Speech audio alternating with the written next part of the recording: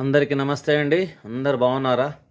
ఈరోజు మరొక very short and very important వీడియోతో మేము ముందుకు వచ్చాను. గార్డెనర్స్ పాయింట్ ఆఫ్ వ్యూలో మామూలు వాళ్ళు కూడా చూడవచ్చు. మామూలు అర్థం కావాలి ఈ విషయం ఏంది అనేది. ఓకే, ఏంటి ఏం లేదనుకుంటున్నారా అండి? ఒక్క నిమిషం ఆగండి. ఏంటండి ఇది? నాచు అండి, అందరికి తెలిసే. కానీ ఏంటి దీని మీద వీడియో ఉంటుంది అనుకుంటారు. బట్ గార్డెనర్స్ పాయింట్ ఆఫ్ వ్యూలో అన్నీ ఇంపార్టెంట్ అండి. అండ్ ఇదేమంటుంది, మాస్ అంటారు. మాస్ ఇది చాలా ఇంపార్టెంట్ అండి, ఇది గుర్తుపెట్టుకోండి. ఓకే, అయితే చాలామంది ఫంగి అనుకోండి, ఫంగస్ ఆఫ్ అట్లా అనుకోండి. కాదండి, ఇది దే ఆర్ ప్లాంట్స్. ఇవేంటి మొక్కలండి ఇవి. వీటిని ఏమంటారు? దీన్ని నాన్ వాస్క్యులర్ ప్లాంట్స్ అంటారు. అంటే పోషకాలకు మరియు వాటర్ సప్లైకి ఏ విధమైన ఏర్పాట్లు ఉండవు వీటికి, మొక్కలే. కానీ వీటికి ప్లాంట్ సెల్స్ అండ్ లీవ్స్ ఉంటాయండి. మాస్ అంటే ఏందండి?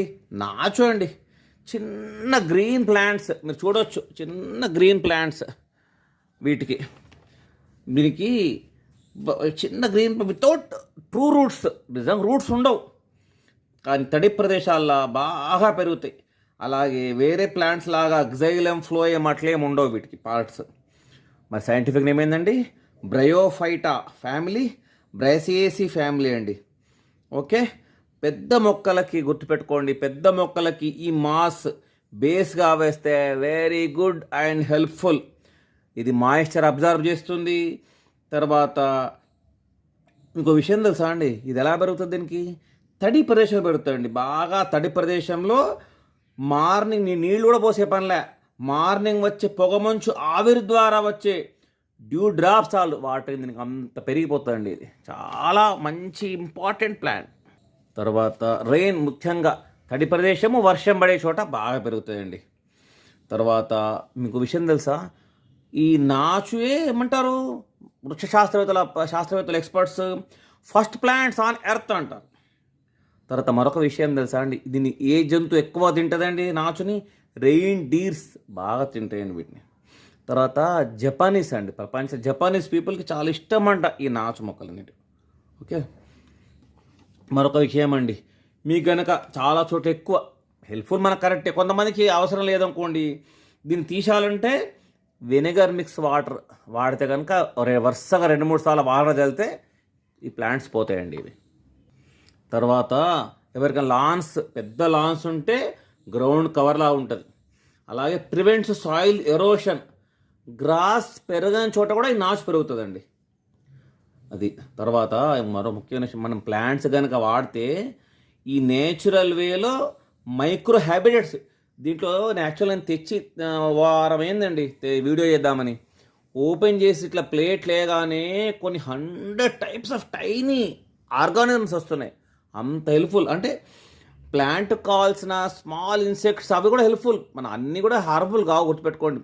అది కూడా హెల్ప్ఫుల్లే, మన ఈకో సిస్టమ్లో హెల్ప్ఫుల్లే. మనము ప్లాంట్స్కు స్మాల్ మైక్రో ఆర్గానిజమ్స్ ఇవన్నీ ప్లాంట్స్ హెల్ప్ అయ్యే దోహదపడేటికి తోడ్పడతాయి. అదొకటి. అది చెప్పాం కదా ఎలా ఏర్పడుతుంది అంటే చుట్టుపక్కల ఎన్వైరన్మెంట్ కండిషన్స్ బట్టి ఏర్పడుతుంది. తడి ప్రదేశంలో అలా గాలి సూర్యరశ్మి తక్కువ ఉన్న చోట ఏర్పడుతుంది. మరొక ముఖ్యమైన విషయం, ఈ నాచు మొక్కలు ట్రాన్స్పిరేషన్ అనే ప్రక్రియ ద్వారా తేమను గాలి విడుదల చేస్తాయి. ఈ సహజ తేమ ఎంతో మంచిదండి మానవాళికి, ముఖ్యంగా వాతావరణానికి, మనుషులకు కూడా చాలా మంచిది అన్నమాట ఇది. మరొక ముఖ్యమైన విషయం అండి, మీరు నాచు అంటే అది కేర్ ఏమంటారు, దాన్ని నెగ్లిజెంట్ ఏమనుకుంటారా? కాదండి, 2000 డిఫరెంట్ టైప్స్ ఆఫ్ స్పీషీస్ ఉన్నాయండి. అది తర్వాత నాచు ఆకులు చెప్పాక చాలా వెరీ టైనీ లీవ్స్ ద్వారా తేమ పోషకాలు గ్రహిస్తాయి. మరొక ముఖ్యమైన విషయం అండి, టెరేరియం అని ఉంటుంది మీకు. ఇప్పుడు ఇది ఒక గార్డెన్లో సపరేట్ ప్రక్రియ. నేను దాంట్లో కూడా చేద్దామనుకుంటున్నాను, కావట్లే నాకు. ఈ గార్డెన్లో హ్యావింగ్ హండ్రెడ్స్ ఆఫ్ ఫీల్డ్స్, అదొక సపరేట్ ఫీల్డ్ ఏందండి గార్డెనింగ్లో? టెరేరియం ప్రక్రియ అండి. అదొక సపరేట్ లైఫ్, దీనిలో సైకిల్ అన్నమాట, సపరేట్. ఆ దాంట్లో ఈ నాచు ముఖ్యంగా వాడతారండి, చాలా important.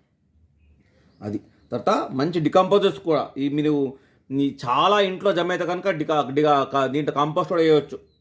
Break down organic matter and release micro nutrients. Compost చాలా మంచిగా అవుతుంది. కానీ దీని డిసడ్వాంటేజ్ ఉన్నాయండి దీనికి. ఏంటి?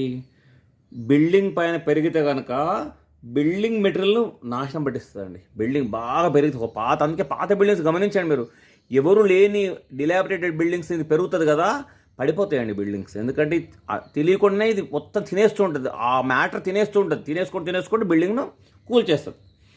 తర్వాత draws food from that material, ఏ మెటీరియల్ పెరుగుతుందో ఆ మెటీరియల్ నుంచే ఫుడ్ గ్రహిస్తుంది అది. తర్వాత ఇంకొక విషయం, ఈ ఈ ఇలాగే గ్రీన్ ఉండదండి, కొన్న తర్వాత మెల్ల కలర్ మారుతూ ఉంటుంది, మారుకుంటూ స్ప్రెడ్ అవుతూ దాన్ని పాడు చేస్తుంది. తర్వాత ఇంకొక విషయం అండి, ఇది కవర్ దేనికి ఇస్తుంది? ఫంగస్కి ఇస్తుంది అండి. దీని కవర్లో ఫంగస్ పెరుగుతుంటుంది, ఆ ఫంగస్ ఇంకా డేంజరస్, హార్మ్ఫుల్. సో కొన్నిటికి హార్మ్ఫుల్ ఉంది, మన మొక్కల వరకు ఓకే.